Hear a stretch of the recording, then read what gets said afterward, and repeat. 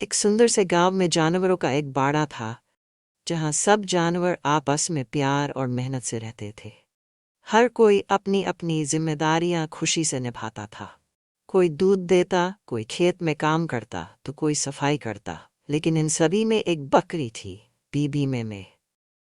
وہ بہت چالاک تھی لیکن اتنی ہی کام چور بھی۔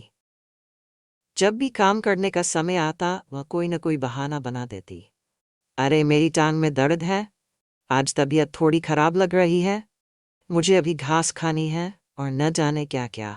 باقی جانور اس کے بہانوں سے بہت پریشان ہو گئے تھے۔ وہ سب دن بھر محنت کرتے اور بی بی میں آرام کرتی رہتی یا گانے گاتی۔ ایک دن گاؤں میں زوردار بارش ہوئی، باڑے کی چھت ٹپنے لگی۔ سارے جانور مل کر چھت کی مرمت کرنے لگے، لیکن بی بی میں ہمیشہ کی طرح ایک کونے میں بیٹھی بہانے بنا رہی تھی۔ اسی بیچ پانی اس کے کونے میں بھر گیا اور اس کا بستر بھیگ گیا۔ بی بی میں زور زور سے چلانے لگی، مجھے بچاؤ، میرا سب کچھ خراب ہو گیا۔